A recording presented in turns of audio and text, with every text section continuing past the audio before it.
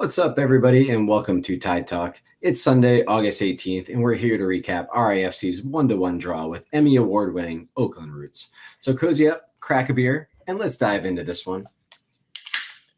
Just a reminder that each episode is available on YouTube, and if you're watching now, please take a second to subscribe to the channel and click the like button in this video. You can also find us on your favorite podcast applications like Spotify and Apple Podcasts. And if you listen to those, we'd really appreciate it if you took a minute to leave us a 5-star rating and a short review, as it helps more people find our podcast. If you're not already using the Club Collector app, click the link in this episode description to get on the site and go enter the code TIETALK, all one word, lowercase, to get a free pack to add to your collection. I will be your temporary host, Ryan, and joining with me today is Scott. Scott, how are we doing tonight? I know it is extremely late for you. It's going well. It's going well. I've mellowed a little bit after the draw. I'm taking solace in the fact that we're still draw kings. It's not a loss, and we've got a point. That's fair. I know a lot of us last night, especially, were extremely upset about this one. But hey, that's why we're here. We're here to dive into it and give the people hopefully a slightly rational opinion on this game. All right, so yeah, let's dive right into this one. So start of the game, it was a really fast start. In the fourth minute, both teams had a chance here, which we will bring up on video, and I think it really set the tone of this match from the start. So we'll throw this up on screen.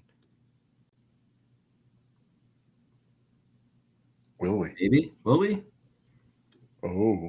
Came before that, where they conceded 10 over back-to-back defeats. Here comes Rhode Island here, an early ball into the middle looking for Noah Fuson. It comes all the way through for Quizera, who wasn't quite able to control that. And Camden Riley comes out with it for the Roots.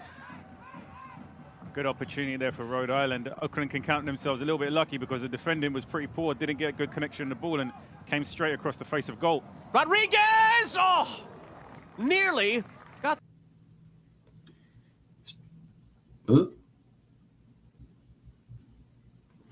Yeah, so as we saw there, both teams really end-to-end chances on both sides. So we had Noah Fuson, not Fuson, as the ESPN announcers would say, giving it a great chance on the offensive end. And then obviously Oakland brought it right back to us. And Scott is back with me. There he is. My apologies.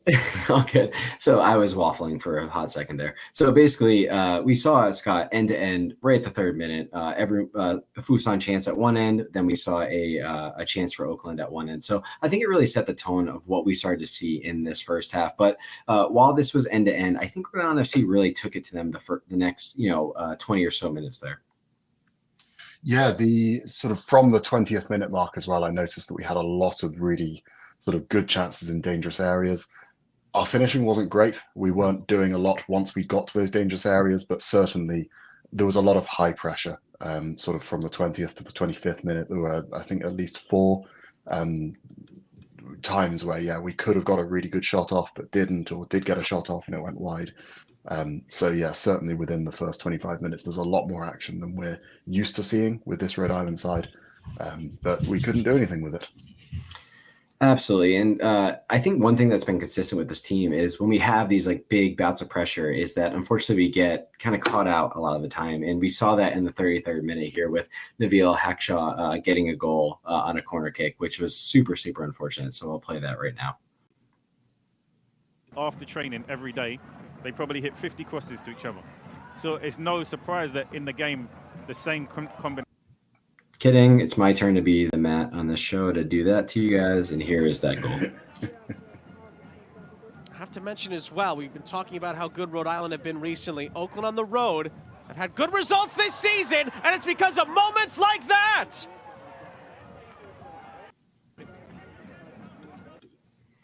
So, Scott, to me, that was like an extremely frustrating goal because, again, like we both just said, we were mounting pressure on them. We were clearly the dominant team from that third-minute chance that we just saw all the way until that 33rd-minute moment. And then they get that extremely unfortunate goal in that corner. 100%. And the commentators were saying, this is unstoppable, this is unstoppable. I don't think it was. No, I think Yao lost his man and was the wrong side of him and, let a pretty easy header go. I don't blame the keeper at all. That was, really quite close range. But Yao lost his man. I don't know what's complex about this. He just didn't see him run or didn't react quick enough, and he was the wrong side of him, and we conceded a goal. So yeah, it's pretty simple. We switched off, as we often do. We're not fantastic against set pieces, and it just feels sometimes we're caught napping a little bit, and that just seems to be open and shut what happened.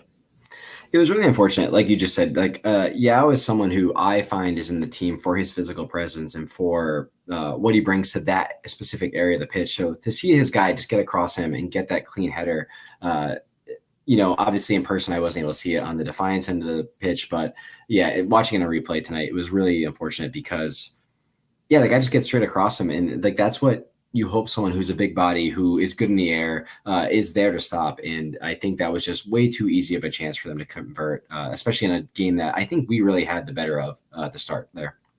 100%. There's just so many missed chances. You'll notice in this podcast, I'm going to reference one particular player quite a lot. I don't want to be rude, as this is being published and broadcast. So what I'll say is Mark Doyle tried his best. You sure did. That's a very diplomatic way of putting it.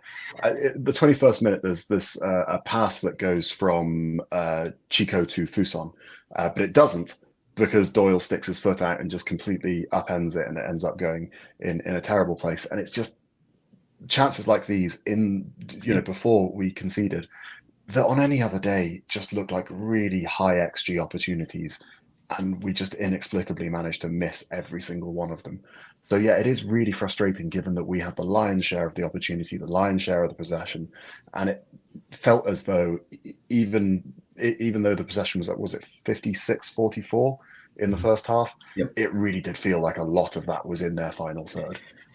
We had a ton of corners, which corners has been a staple of this team's kind of resurgence over the past half to third of the season. And I think we've done a really good job of taking advantage of set pieces. We didn't seem to have much this game, especially connecting with someone like Frank, who, while it seemed like he was being held a bit more than normal and the ref was kind of letting that go, he just didn't seem to have a lot of effectiveness, especially, first half and also throughout the match. But yeah, the ball was really in their side of the pitch. I know there's a couple of great chances that Fuson had, a couple of great chances that Doyle just had that you referenced. And I think that is really the summary of the first half of they got one chance, they scored.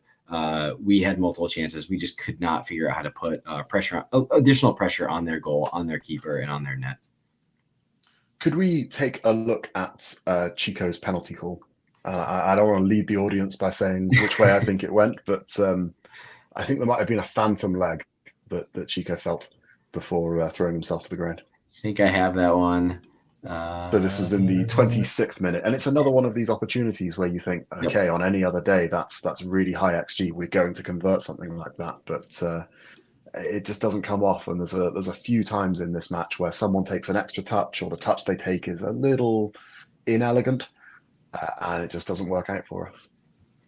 Yes, I would very much like chat to tell us whether or not this is a bona fide penalty, or whether maybe just possibly Chico, for the first time in his career, is making a little bit of a meal of it.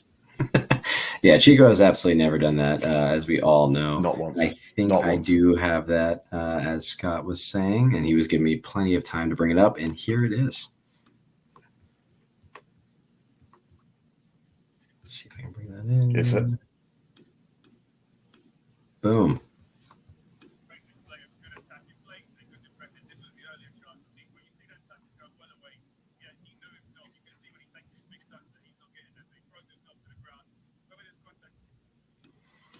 Yeah, it's interesting. Yeah. I don't know. I have trouble with these kind of plays because a lot of times I always am like, man, if the attacker could have just stayed up, he actually would have had an amazing chance on goal, right? Because you see right there, the keeper's down, he's on the ground.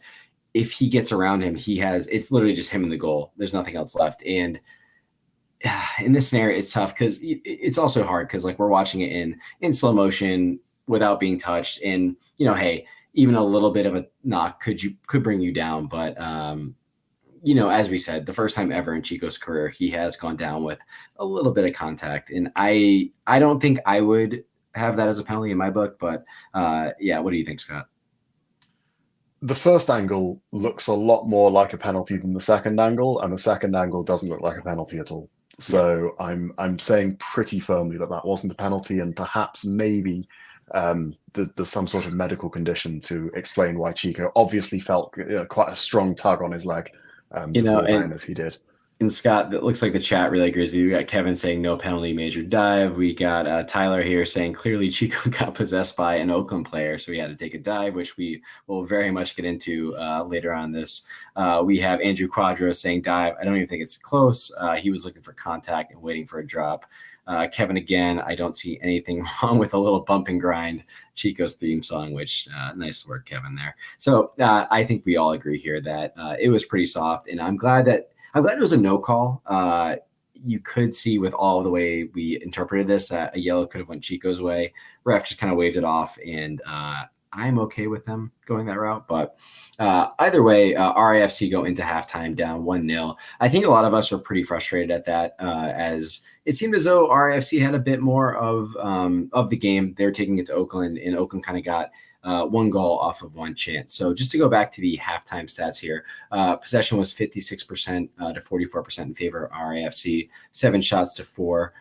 We both had 1 shot on target. They did have one big chance, which they did score on. And then accurate passes, pretty similarly there. Fouls committed, we did commit a lot more fouls than them. And I think that was kind of a something that we saw throughout the match, where this ref was very whistle happy in terms of RAFC.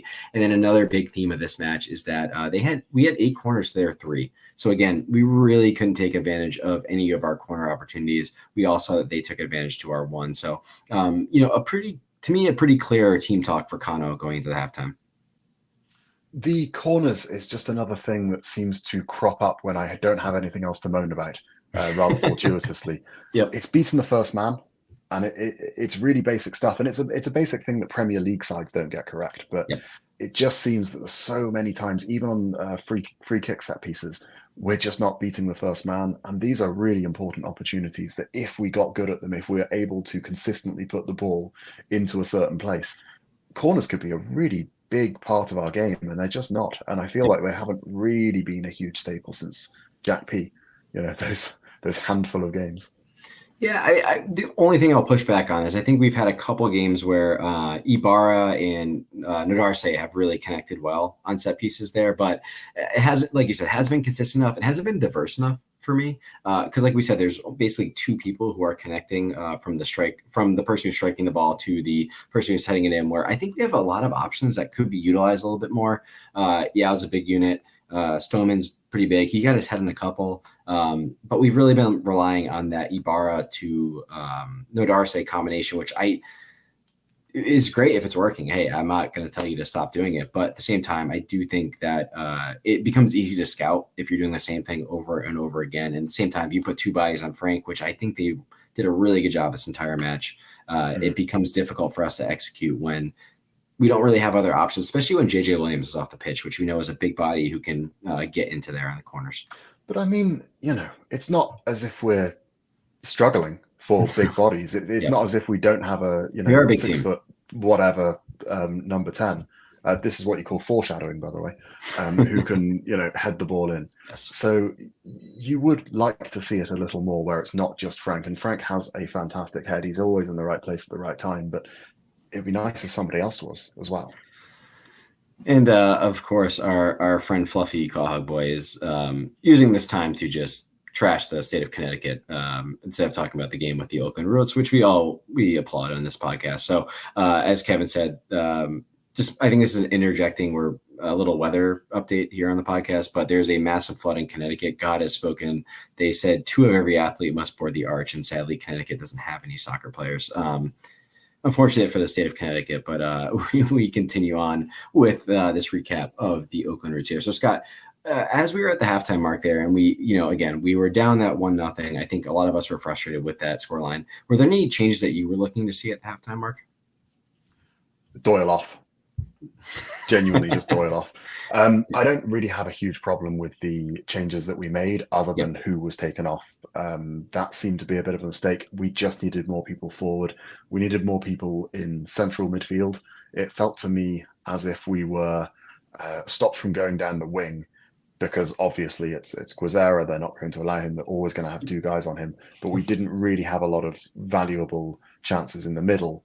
And I just think they weren't there. It wasn't that we were trying and failing. It just felt like that pass often wasn't on.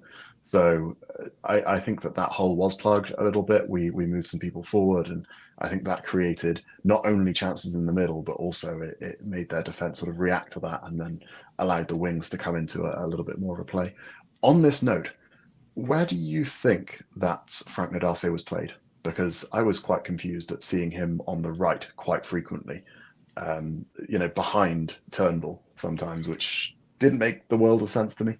Yeah, there's a funny, and I always hate to bring up Arsenal, but there's always a little meme that Arsenal talk about where like Ben White goes on an adventure and he goes up the wing and he's kind of playing everywhere. And Frank Darcy had a lot of that tonight, where it was just like he was playing in that right center back hole where we've seen him time and time again. But as you said, like all of a sudden he's popping up on the right outside the 18-yard mark, and he had a couple shots from there, which we've quabbled on this podcast many a time. I know Kevin's probably going to put 2% in the chat after I say this, but it was very strange to see how many times he was popping up in that area when, it wasn't as if we were losing 3-0 or we were up 3-0 and you expect him to kind of be taking pot shots from out there. So yeah, that's a really interesting shout by you there, because his positioning, it was as if we kind of gave him a free roll up there. And this was obviously before what we'll talk about in a little bit when they went down a man. But his positioning was interesting on the night, where he seemed to have a freer role than normal. Maybe I don't know if that was a little bit of confidence.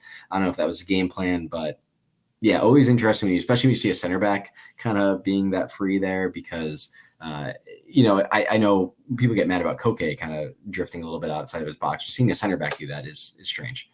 It's terrifying, is what it is. Though, to be fair, we weren't actually punished for it. Nope. We did seem a little bit disorganized on the counter at times, but nothing ever came of it. And that does seem to be our shtick, really. We look terribly disorganized in defense until we make a really, important block, and nothing ever comes of it. So as much as it's terrifying, it's not bad. Perfect. And Scott, before we get into the second half, two things I wouldn't be doing if I was trying to do a good job of being a host here. Number one, Tyler in the chat said, Scott, where is that Mountain Dew from? This is Emirati Mountain Dew from the United Arab Emirates. I'm a bit of a fiend for the old Arabic Mountain Dew. Tremendous. I don't even understand anything that is going on between the dynamic there between Tyler and Scott. The second thing we didn't talk about is the lineup change that happened from last game. So it basically was the exact same starting lineup. The big change was adding in Ibarra to start for Harabout, which we found out after the match. So people saw him walk in with a boot, which obviously made us all terrified.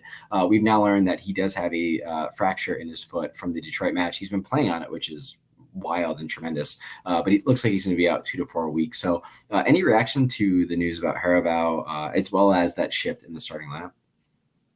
It's horrible, isn't it? Yeah. It really is horrible. That hole in the middle of the park that I mentioned before, it really does feel like a Zachary Haribo size hole, and it does fit, doesn't it? As soon as he goes away, we have a lot of problem moving it through the center.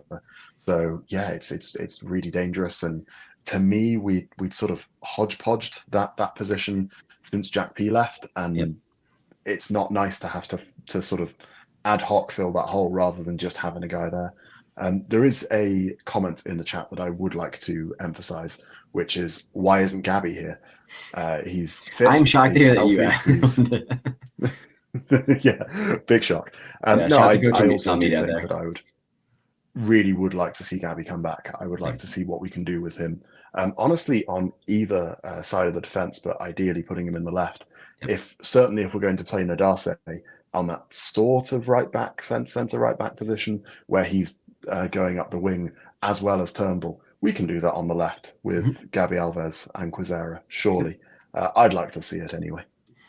Yeah, I mean, one of the things, and we'll talk a bit more about this. So I think there's two really interesting things that I want to keep plugging on here as we go throughout the second half of this match. But number one is the kind of Zachary Harabout size hole in the midfield. I think there was some interesting decisions made on the subfront of what happened in midfield the rest of the match. And then what happened in that left center back spot throughout the second half of the match with Duggan coming in. I think it's very interesting to see someone who is a left footer playing at left center back. Big surprise there. And what he was able to do with Quizera, which I think Scott, you were alluding to there with some of the stuff that Gabby also could do, because we know that Gabby is very, very good on the ball, and I think he could unlock some stuff with Quizera there. So moving into the second half there, we did start, like whatever Kano said at halftime, the boys clicked. We had an immediate chance there with Stephen Turnbull going in on net in the 46th minute, which I'll throw on screen.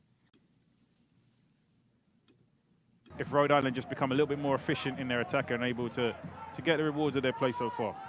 Again, the reason this game is so important, as we'll get to that in a second. Turnbull's in here for Rhode Island. He keeps on going, and Blanchette saves. Yeah, so that was really tough. I mean, obviously, all of us, especially being down 1-0, we're super excited to see Turnbull go in. Watching it back on television, that angle was very funny to see Turnbull be like, no, I'm keeping the ball, Doyle, get out of the way. Like, I'm just going in. But obviously he doesn't get that chip over the keeper, which would have sent him through and given that goal. So, Scott, how'd you feel at that initial chance coming out of halftime? I've seen some criticism of Turnbull there, and honestly, I've played this clip back quite a few times. That pass to anybody wasn't on. There were not a lot of good chances there. Wait, sorry, you saw criticism saying to pass it? Well, certainly that he could have done better. I don't think he could have. You know, I agree. Obviously, it'd be great if you scored, and you are going to convert some of those, and you're going to miss some of those. And This is just the one that slams against the keeper. If this was JJ, I'd be like, come on, you're a finisher. Let's do this. But this is Stephen Turnbull. He's a defender. He's going to miss them. He didn't get, a perfectly weighted pass, and just took a touch and shot. No, he ran basically the entire length of the field. I'm not happy that he missed, but I'm not angry about it. I don't blame him at all for that. Yeah, I couldn't agree more. And I think Turnbull, we see a lot of, I think, interesting situations that he gets himself in, which we then can criticize because he got himself in that situation. He's someone who's very front-footed. He's someone who gets a lot of chances just out of his pure desire and will. And that was like you said, he ran the length of the field. He almost like moved Doyle out of the way, said, I'm still going. I'm going here.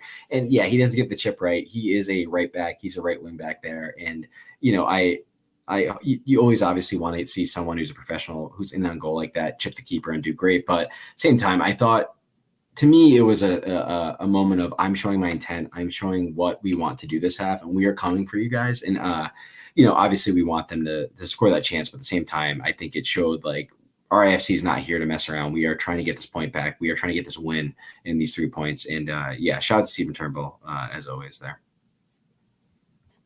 Perfect. So next up, the next critical moment there was a sub. So we did get JJ for Turnbull, which I thought was a very interesting sub. We did see Noah move to right wing back there. So we didn't end up playing that kind of front three with Chico, JJ, and Doyle up there. Not really a recognized number 10, and then Noah off to the right. What did you think of that sub, Scott? I think it's fine. Yeah, I think given the fact that we're 1-0 down, we need to start moving people around. I would have taken anybody else in a striker's position. Again, I wanted Doyle off. I don't think he was doing enough there. I don't think he was doing enough to justify staying on.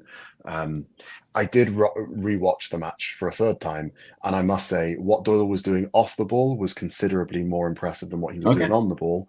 So I can't fault him for everything that he did on the pitch, but I still don't think that he... I think he should have been pulled there, and we should have had a striker off for a striker on. But either way, I'm happy with people being put in advanced positions when we're 1-0 down. That's precisely what we need.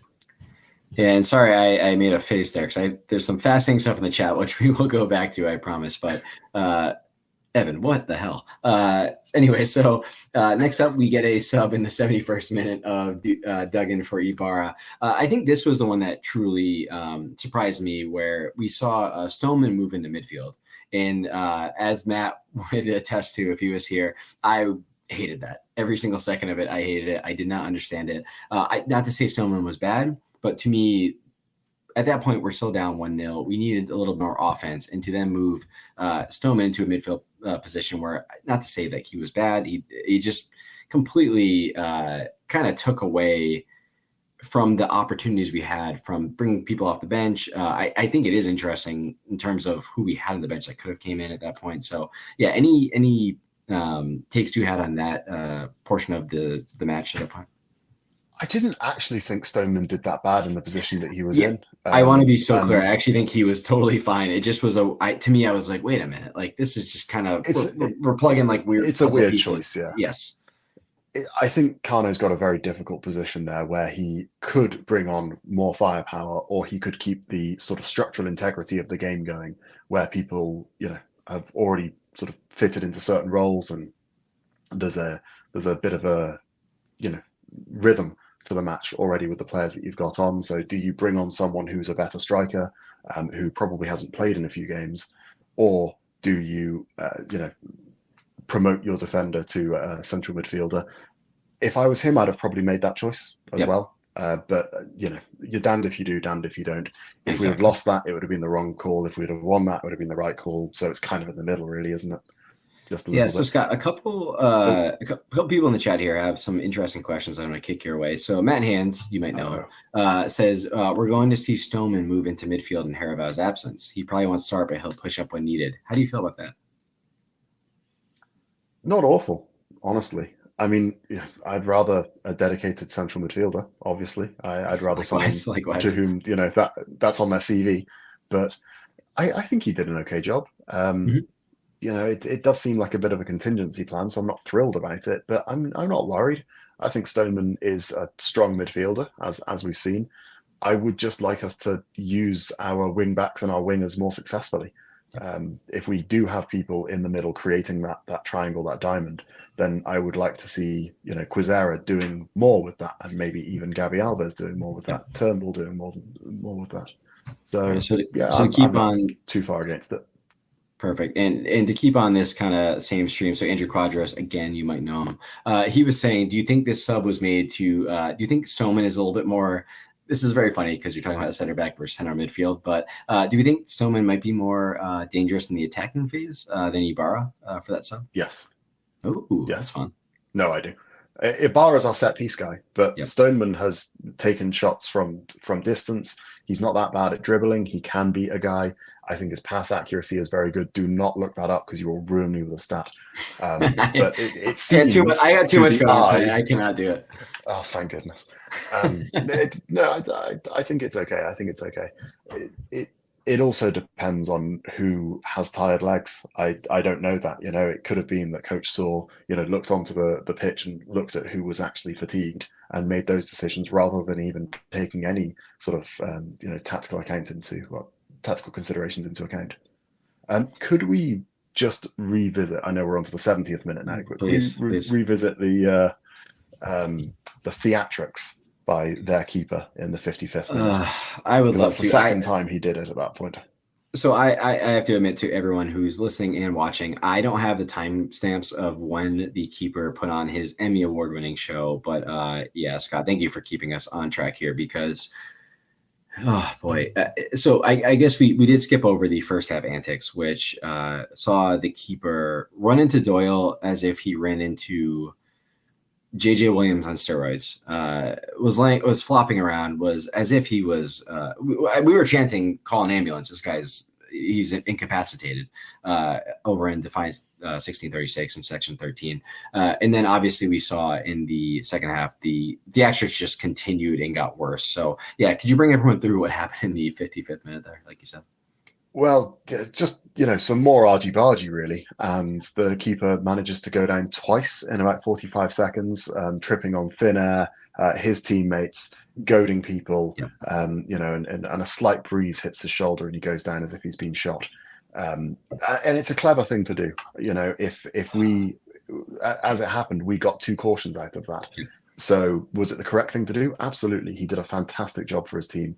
It's annoying that our boys, was it Chico and Frank, rose to the bait and ended up getting cautioned for it. You hate to see that. You really do. I understand because he was a bit of a prick. He was really making a meal of it. But it's just bad to see that we can pick up 2 yellow cards so easily like that. It's just disappointing. Yeah, so... Well, obviously getting the good, bad, and the ugly, and a lot of people had this as their ugly, and I have to go a bit bigger on this. To me, this performance from their keeper I was saying this. Number one, I said to him while he was at the Section 13 side, you are an embarrassment to bald men everywhere. I took it personally that he was flopping around like that. A fellow bald needs to show a little bit of respect to all of us who are lacking the hair. But the other thing too, I was like, man, like in America, all the shit that we hear about why people refuse to watch the sport is what he was doing. And I'm like, man, like you don't need to do this. Like you're getting a minor advantage for your team. And hey, listen, at the end of the day, you're a professional and that is what you're out there to do.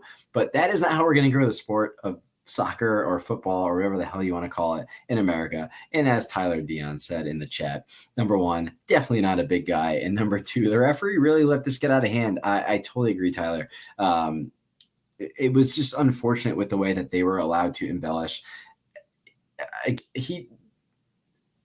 I don't mind if someone goes down. I know that one of their players, I can't remember who it was, went down and we were all booing him, but we realized like a little bit after, like, oh man, he's like legitimately hurt. He might have really messed up his ankle and we clapped him off. Like that's totally fine. When the keeper is going down as if a sniper was on the roof or as if like he legitimately was being attacked in the box, it's just really frustrating to watch. And again, like he's trying to get a point on the road. He's trying to get 3 points on the road. I get it. He's doing his professional duty. But to me, it's just, quite frankly, an embarrassment to the sport and to the game. It's disrespectful. It just is not what any of us are here to do. He's also 30 years old. Like, grow the fuck up. Like, I just can't get behind that type of performance. I found it extremely embarrassing. I will go back again on this in the ugly section, but I just couldn't believe what he was doing. It bothered me so much because it's just in the spirit of the game and all that nonsense we all talk about. It just, yeah, I just don't get it. I don't get it. I tell you what it did do though, and this was very apparent from the television, is it really did galvanize Section 13, and it felt like the entire stadium to just boo that man every single time he's in possession, and that was wonderful to see. It really was. Yes. The toxicity that we managed to create just throughout this, what was it, half an hour after that happened, was really quite spectacular. And just as an aside, please keep on counting. You know, if you're in Section 13 and people are time wasting, count, because it keeps making a difference every single time we do it. I think you guys got to like 23 or something. People in the game, yeah. I as someone who is also a massive fan of the counting, who's upfront telling people to count, that guy had a really good strategy. We would get to like 8. He had a really good like trigger on 8, which drove me nuts because I'm like, man, we're like mano-a-mano here. It drove me nuts. But shout out to Irvin who gave me the truck horn with like 40 minutes to go, and I abused it horrendously. But yeah, as always, shout out to Section 13, 12. I also big shout out to other sections too that were getting in on the counting, getting in on the chants.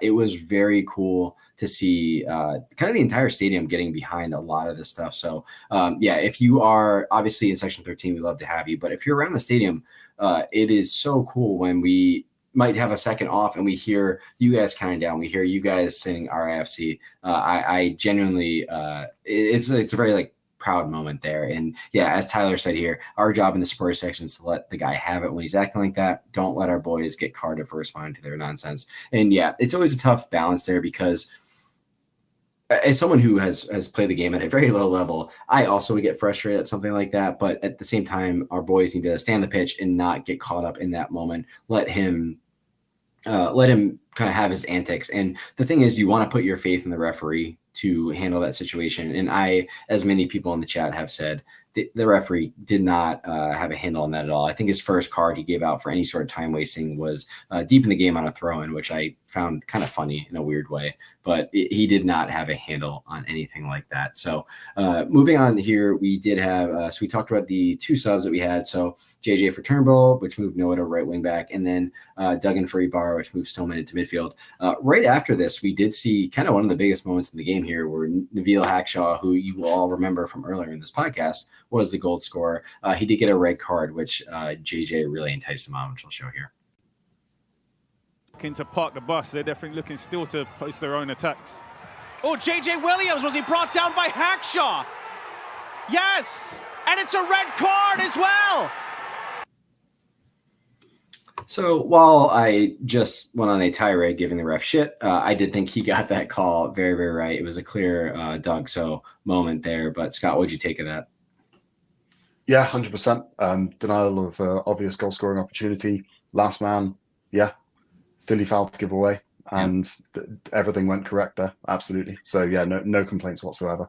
Other than the fact that we didn't score from it.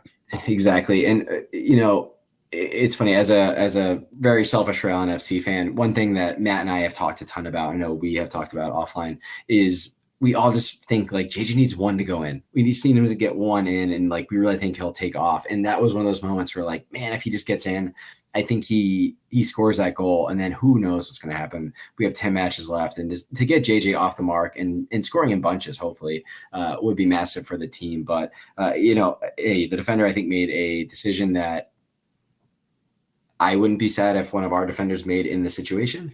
Well, obviously with the game in hindsight, we can say probably was the right move for their team. So, 100%. Very smart gamesmanship from him. Oh, on that note, the commentators continually said sportsmanship during that game. Yes. There was very little sportsmanship in that game. There was a lot of gamesmanship, and I think that was the word they were looking for. Yes. But it's gamesmanship, not sportsmanship. Sportsmanship is honourable. Gamesmanship is just about within the rules. So we've just talked about the 71st minute red card. Yes. If we just go 1 minute previous to this, there is a particular Mark Doyle moment that I'd like to share with the viewers. He doesn't quite make it to the goal. Not quite. He does. He has a cracking shot, and it's a good effort, and he's trying his best. He is trying his best, but it doesn't quite go in. I don't know whether I'm being too harsh on him, but on reviewing it a few times, it feels like as a forward, he had some options. He could have stopped to consider those options. He could have tapped it into the path of, I think it's Chico. But certainly there were options there. And the option of shooting and missing by a solid 20 feet was probably not top of those options. Do we have that clip? We probably do. And I am going to, while we do this, put Matt Hans's horrific take on screen for everybody to see there. Hacked down by Hackshaw. Matt, come on. I would like to say I do have it up, unfortunately. All right, let's put it on screen. No, I just rewatched it. It is actually it's worse than you described, which is unfortunate. I was trying to be diplomatic. And here it is. There it is.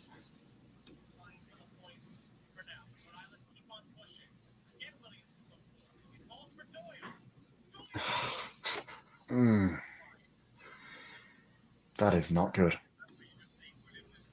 He's trying his best. He is trying his best, okay? Mark Doyle is trying his best to play football. Yeah, and we're going to get into him more. I mean, I have a couple individual performances to talk about, and he is on my list. But at the 84th minute, we did see a sub, which was Brito for Stoneman. This seemed to rectify kind of that midfield imbalance that we were seeing. Seeing Stoneman come off, someone was pissed. I don't blame him. That was a very frustrating match to be in. And I think Brito, and we'll talk about him a little bit more, has been a very interesting late sub recently. We saw him get a goal against Hartford. We obviously saw his goal contribution, which we'll see right now. So again, 84th minute, Brito comes on for Stoneman, and then 87th, we get a Dequa goal from Brito, which we'll show right now. Looking to park the bus. They're definitely looking still to post their own attacks. Nope. One touch passing. Brito. Oh, it's on a plate, and it's an equalizer.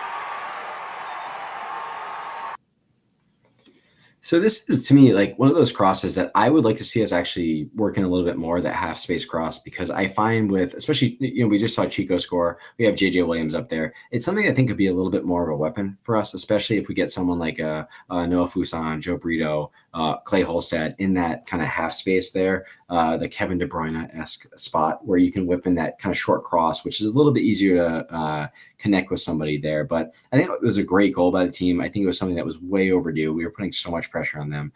Scott, how did you see that goal? No, fantastic. This is textbook what we want. Yep. As you say, it's a bit of a novel position for us. we tend to like to give it to the likes of Quizera, really run it down to the line and have a traditional cross that ends up going nowhere, or even hitting the first man. And that sort of half space, short cross, lateral cross, vertical cross, is really quite useful because the opportunity to hit the first man is reduced. And it feels like, yeah, well, there's a lot more scope to get ahead on it from us, or at least avoid the defenders, and that's exactly what happened. So no, it's a really, really good eye from Brito. Very, very beautiful delivery as well. It's inch perfect, really. And great head from Chico. It's been a little while since he's scored so convincingly from his head. Absolutely. And, that kind of brings us to the end of the match. Rhode Island FC tried to continue to bring on the pressure. Nothing came out of it. Ended up with a really frustrating kind of like Clay putting on his cape and really trying to get the ball back in, kind of pass it to nowhere, and then the ref blows the whistle. But the second half stats here, if you felt it was all Rhode Island FC, you were absolutely correct. 66% possession. We had 15 shots to their 3, 5 shots on target to their 0. We had 2 big chances to their 0.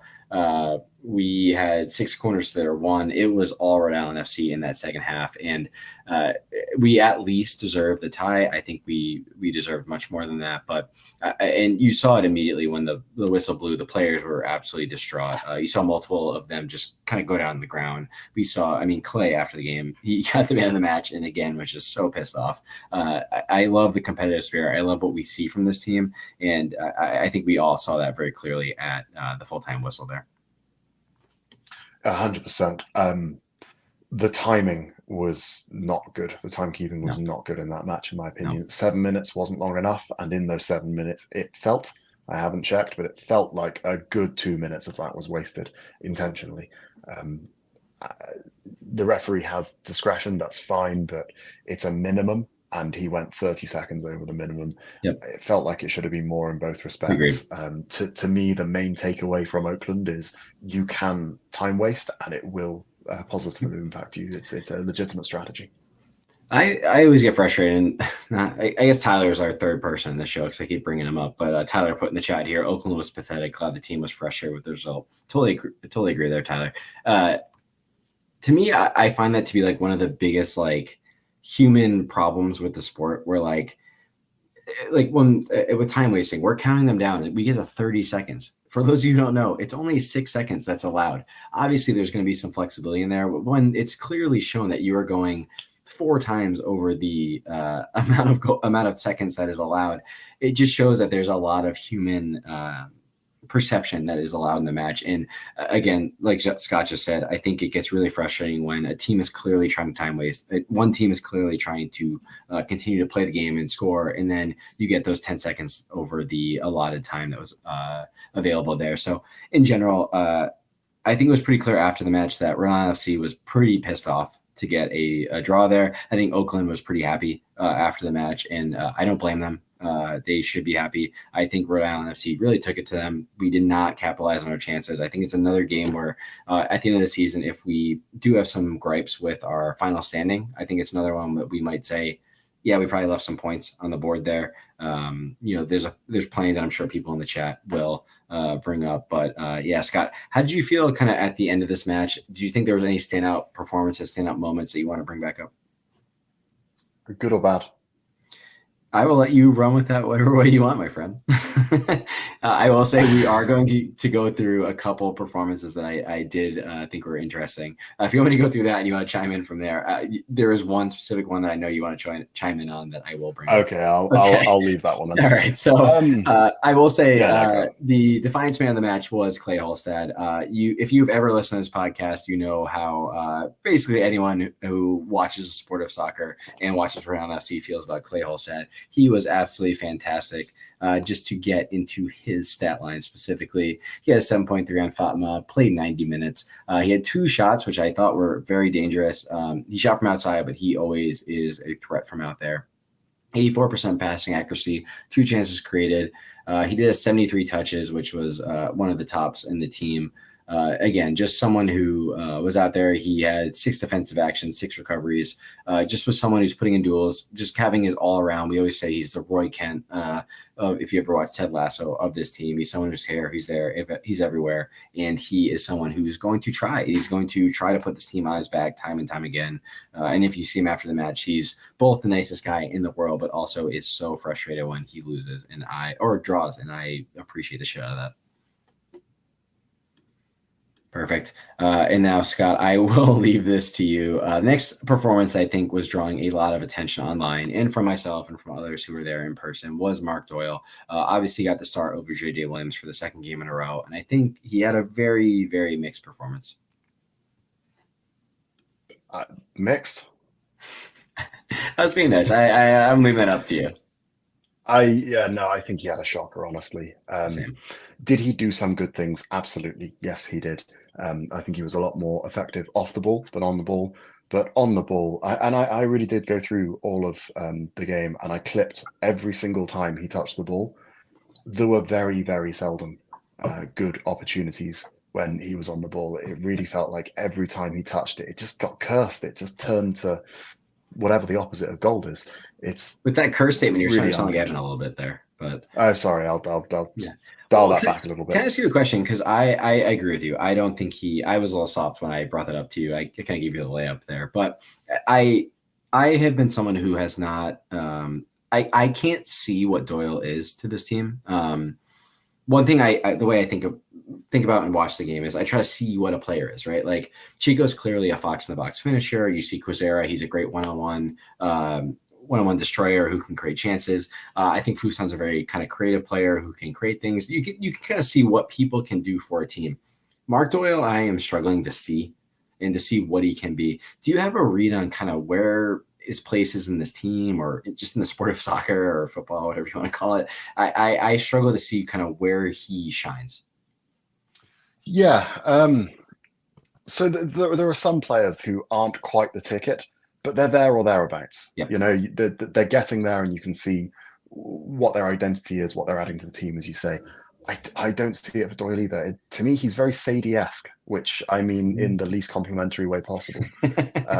He's just there. He's there. He's a striking option, but it doesn't seem to fit in very well. It seems to lend itself to standout moments that don't end in a goal. And Doyle has scored. He has been a poacher. He's scored some goals from range as well, but it really doesn't seem to fit into the narrative of the team. Doesn't really fit into the rhythm of how we're playing. And as I said, I think he had far more impact off the ball than he did on the ball. And for a striker, for a finisher, which is ostensibly what he's supposed to be, that's not what you're looking for, really. There were the moments that we've shown where he hits it really wide. Every time he took a touch, it just went a little bit too far. If you've got that clip of him taking a touch in, I think it's the 83rd minute or something. Is it? No. Anyway, whenever it is. He just runs it out. He runs it onto the baseline, and he's got I know exactly good 20 meters. Yep. When he heads it straight at the keeper and then has the audacity to turn to the ref as if, well, that's a good enough attempt by me. Can you not give that? Go on, be a good sport. Yep. And it's just, would another player do that? Absolutely, they would. In fact, they did. That exact same thing happened before. It seems to happen a little bit too much for Doyle, and we don't see some of the rewards coming in. We don't see too many conversions. We don't see too many nice chances created. It always seems to be the Doyle shots that get blocked. Yeah, absolutely. And I think, like, to start the season, right, he gets what we thought was the first round RIFC goal of all time. Obviously, it was a own goal, but I think his energy and his pressure caused that to happen. He seemed to be an energy guy and someone who in those stints could put on a lot of pressure. He was someone who could press really, really well, which I appreciated.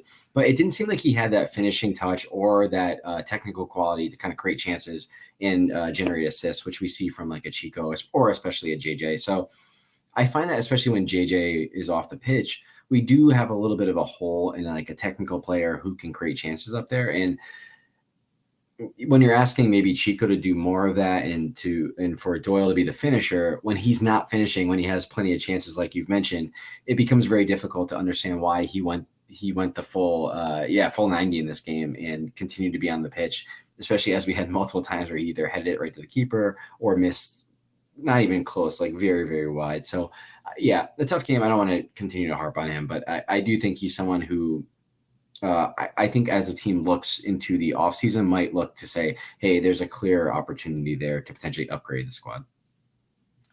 Yeah, I think just to finish on something nice for Doyle, he is a good presser.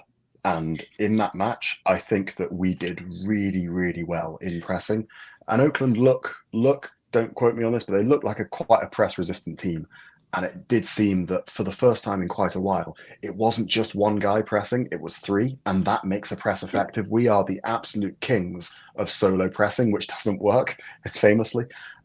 So it was really good to see that Doyle joined in on that, and all of the strike force were there, really making it difficult for them to play it out from the back, whereas they weren't doing that to us. And I do think that made a difference for quite how many touches we had in their box, quite how many dangerous positions we were putting it in, quite how many corners we got, this sort of thing, which did make a difference and ended up getting us the point.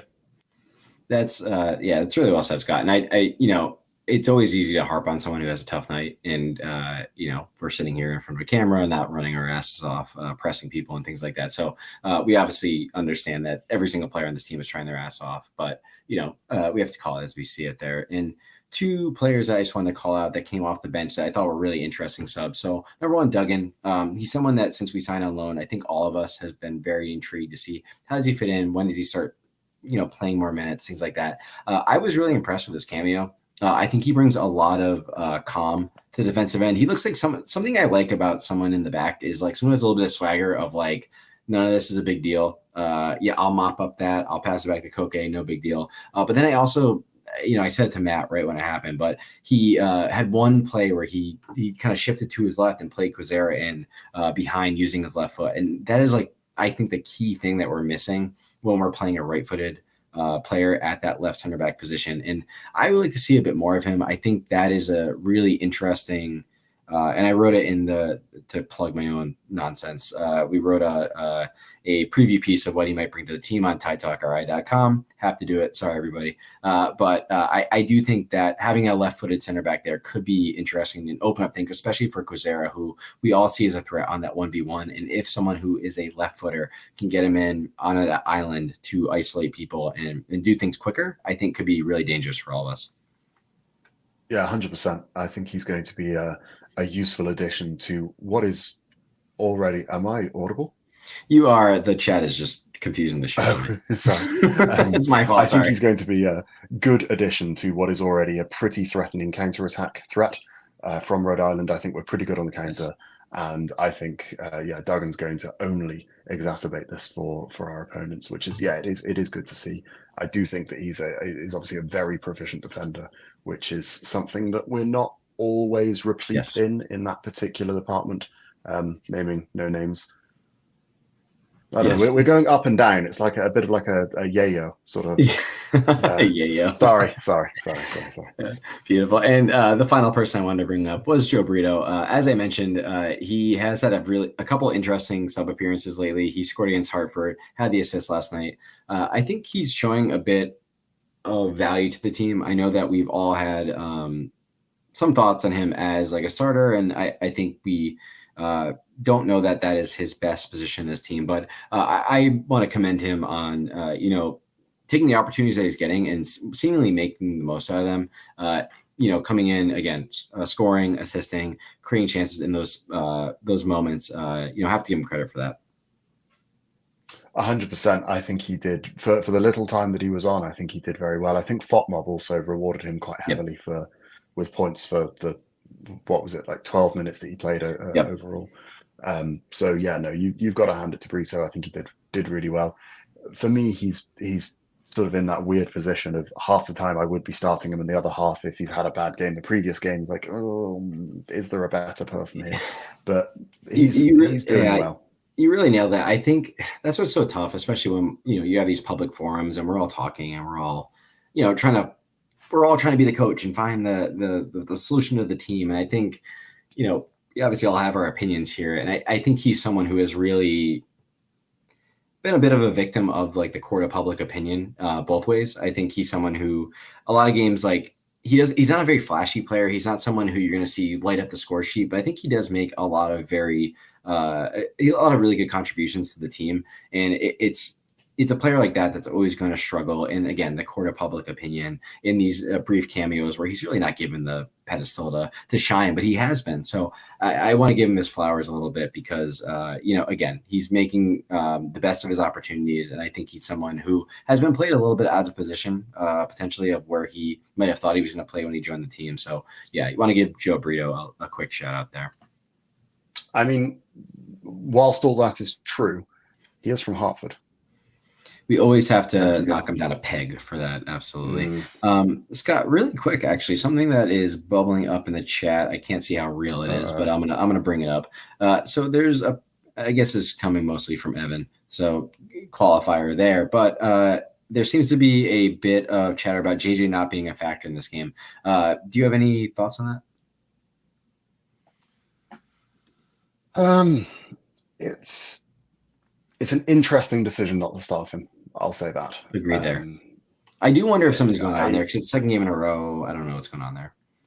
Maybe there's some sort of, resting him. I don't really know. I would struggle to see how Doyle is getting in ahead of JJ. I can see JJ being dropped because, he's not being the most, converty of converters. Yeah. But I can't see how Doyle, is meritocratically replacing him there. So it would have been very interesting to see how that game goes from the off with JJ starting. And honestly, I think a few of those changes could have been made at halftime or 60 minutes. I agree with that. Maybe not a little more advanced into the game. And again, it would have been really interesting to see what we could have done with a little bit more time, given the fact that for the most part, the wind was at our backs. We were making the plays. We were making them squirm. We were doing the pressing. So yeah, it would have been better to see JJ, for maybe 45 minutes of that game and see what he could have done. I couldn't agree more. And so, Scott, just any final thoughts this match before we get into the socials and get into what kind of the good, the bad, and the ugly the RIFC through there? Yeah, I think my general points are that a lot of our corners and set pieces aren't beating the first man. So we need to nail that. And it's not as if we can't, and it's a perennial problem. It is a perennial problem, but we have seen it work. So I'd like to sort of see a return to more reliable set pieces because we've done really well from them. Just this match didn't seem to. A lot of our passes in the final third, especially passes into the box, are very questionable. It feels like we don't really know what's going on. When we do well, it seems that this sort of tiki-taka football, I really hate referencing tiki-taka football, but the smart. Thank you for swallowing your pride for us. We just need to be more clinical. Yeah. The smart 1-2s, the back heels, the clever runs, etc. When we win, we tend to be converting those. We tend to be doing something with those, and when we lose or when we draw, they seem to be unconnected. They don't seem to go anywhere. And this game was one of those. There were back heels, there were nice 1-2s, and they just didn't go anywhere. They didn't connect. We had in the beginning we had Doyle actually getting in the way of what was quite a nice pass to Fuson. Yep. We had Clay Holstad doing a fantastic piece of defensive work for Oakland, when the ball was crossed in. And it's just stuff like this that I hate the word clinical, but yes, they need to be a little bit more clinical. And again, just the silly cards, man. Stop getting silly cards. At this point, I'm open to it because it's almost like a calling card of ours, but it's going to add up. We are going to lose players, and it's going to suck, and everyone's going to bitch and moan at the time. Well, why have we got a player who's suspended? Well, because we keep getting silly fouls and conceding these yellows. Yeah, I mean, for those who don't know, we're down to 10 matches left. This is what a lot of people call the run-in, and I couldn't agree more. Like, this is where, I don't think there's been number one, like a clear understanding of the rules on losing a player for yellow card accumulation. But at the same time, like we all know, there's plenty of Rhode Island players who are really near that level that they could miss a game. And if we start missing someone like a Clay, like a Dikwa, like Ibarra, like especially with Harabout out for a couple of weeks, like it could become an actual problem. And I just don't think yeah, if the team keeps again picking up these silly yellow cards that we all know they just shouldn't be doing, it's just one of those moments of just like, yeah, I'm super scared for Frank. yeah. I think if we lose Frank for a game, that could turn a pretty easy walkover into a really hard game that we just lose by 1. So no, I'm really quite anxious about losing a player to a suspension, and I don't have the stats on me, but it feels like we're close on a few of them. We have to be, yeah. I mean, especially the way that we started the season, where I think they walked onto the pitch and got a yellow card. I think that was the way that we like kind of. It was like our entry to the league. We were being very nice. We got a yellow card quick. It was like, oh, welcome everybody, and yeah, I am also extremely worried on that front.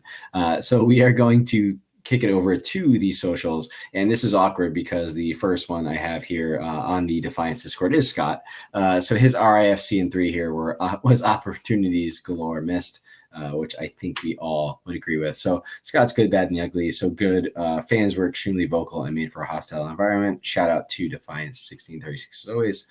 Bad, passing seemed extremely poor, especially in the final third. Ugly, Doyle played a full 90 in parentheses. Genuinely think we win with anybody else in this place. Scott, since we have you on, and you want to expand on any of those things? I've mellowed a little bit. I was very angry last night when that's what's nice about before the end of the 90. Yes. So I think I would actually back that up. Yeah, I think anyone in his position, I think we've got a higher chance of coming away with 3 points there, purely because there were a few occasions that he missed really quite useful opportunities. I didn't see him create any. I wonder whether Odoi would have done something. You do just wonder. You give a kid a chance. Those of you who don't know, Odoi is the academy kid who has been on the bench a couple games. But we've got to play him at some point, right? Are we going to keep him on the bench forever? I think it'd be fun. This seems like a pretty good opportunity. I love investing in youth, so I get it. So continuing with the Discord here. So we got everyone's favorite fluffy call hog boy. And for those of you who are listening, please check him out tomorrow night, about an hour from this time at 9 p.m. on Twitter or X, whatever you want to call it, Spaces. He will be there with the Call Hog Corner. As always, please chime in. It's a fun forum for everyone to get involved in. He has good, never say die attitude, bad, continually missing scoring opportunities, and ugly, the soft ass keeper from the Oakland Roots, which got a hell of a lot of thumbs ups. We got our friend Tyler, who has been mentioned 700 times in this show. Good, late equalizer, bad, should have crushed them, ugly, Oakland Roots brand of football. RAFC in 3 must beat Loudon. Couldn't agree with that more, Tyler. Jim, good, late goal, bad, letting them take us out of our rhythm. Great call, Jim. And then ugly, Oakland's time-wasting shithousery. RAFC in 3, Oakland dirt nap. Lovely. We got Raphael. Good RAFC supporter / La Banda. Once again showed up and created an amazing atmosphere. Bad, needs to work on better possession and field awareness. Ugly, I'm sorry, but Doyle sucks. Sorry. We got Andrew Quadros, who is a contributor to Tide Talk. RAFC in 3 should have won. Agreed, Andrew.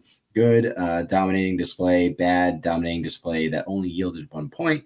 And ugly, gave up the first goal at home again. That's now 6 out of 12 matches, with 3 of the remaining 6 being scoreless. Shout out to Andrew and his calculator. That is A+ stuff. And I don't like to hear that. Let's see, we have any others here. Mike Howard, good, suffocating offensive presence, bad, overeager, and sloppy offensive plays after the red card. Slow it down, find the holes. Ugly, the missing 10 minutes in stoppage we should have earned from that baby keeper. RAFC in 3, burn shooting range. Yeah, Scott, I think, did a great job mentioning that, where the ref just did not have a handle on, the time, the occasion, really. He just did not have a handle on that side of things. Patrick McKenna, again, a contributor to Tide Talk. Check out his pre-match essentials whenever you can. They are super helpful. Good, D36 and the fans bring the vibes. I think we all agree there. That was A+ stuff. Bad, time wasting and poor ref game control. Yep. And ugly, 14 corners equals 0 goals. Patrick, you know ball, my friend. Matt and Hands, who again, check out Tide Talk, ri.com. RAFC in 3 deserve to win. Good attacking movement, bad lack of finishing chances. Ugly, Oakland's ball goalkeeper. I will, take half offense to that, Matt. Unbelievable. And let's check the other socials here. From Facebook, we don't have much. From Jason DeMars, we have Flop City Roots. That's nicely done. And then from Rob, I'm going to absolutely mispronounce your last name, Panoyer. Some blown chances, and then a second one, some blown calls. So thank you, Rob and Jason there. And then finally on Twitter, we got Evan. Good, the crowd, the energy, the result at the end. Bad, me having to be +1, yes, ironic, of my folks on the drive home from the game. Ugly, sack of bricks, Oakland keeper. Made Aussie breakdancer look smoother. I had to reload his brain every 20 seconds. So yeah, thanks as always for everyone who has chimed in here. Please, after matches, chime in on the Discord or on Twitter or on Instagram, which I definitely missed, or on Facebook. We definitely appreciate all of the comments here.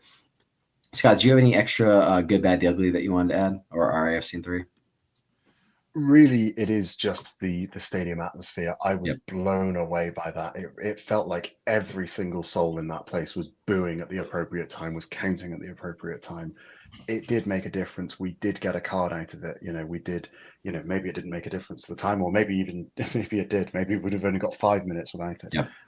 But 1, it sounds amazing on the television. 2, it's got to have an effect on the pitch. And 3, it's good for you guys at the stadium. So please keep that up. That was just fantastic. That is the biggest positive that I took out of it, was just the fantastic crowd work that you guys did. Appreciate that. And I have to shout out Coach Almeida here. His RIFC in 3 was absolutely horrible finishes, which I think we touched on plenty in this one. My quick good, bad, the ugly. Number 1, good. The team doesn't give up. I think we've seen that from them throughout the year. We've seen a lot of scraping by draws, clearly pushing to the finish line, trying to get that win. And then you see it on their faces after the match. They are a team who really thinks that they deserve to win at this point. And they, I think, will continue to push and try to always bring 3 points home whenever they can. Bad was inability to capitalize on the chances, on the momentum. We had 22 total shots. We had 2 big chances, 14 corner kicks. We edged them on possession, 61-39. And then my favorite stat of the night, which a couple of you have already seen, we had 42 touches in the penalty area to their 8. 42 touches in the penalty area to their 8. We just were always in their box, and we just absolutely should have made more of it. And I think on any other night, I don't know the XG for this one. I don't know any of the advanced stats, but I would assume it is very favorable to Rhode Island FC. We should have won this game. And then the ugly, the theatrics from the keeper. I mentioned it. I thought it was just genuinely disheartening from someone who wants to see this game grow in the sport, to grow in this country. I think stuff like that is going to literally bring it down and not allow the game to grow. It is the exact thing that I was made fun of in middle school and high school, trying to play soccer, being called a foot fairy, being called all these things. Like, this is why the sport in this country doesn't grow. And you bald-headed prick, you're embarrassment to bald-headed people everywhere. And like, just fuck, like, why did you do it? Why did you do this? Like, why? Like, it was not necessary. Just play the fucking game. Also, he was bullshit at the back. He couldn't distribute the ball to save his life. He gave us 7 chances because he couldn't distribute. So that was my good, bad, the ugly. I genuinely can't stand that keeper. He's 30 years old, needs to get a fucking job as an accountant or life insurance fucking broker instead. So yeah, did you know that Hartford is the insurance capital of the world? My Hartford expert that we keep calling in has told me that many a time. So yeah, I just can't deal with that at all.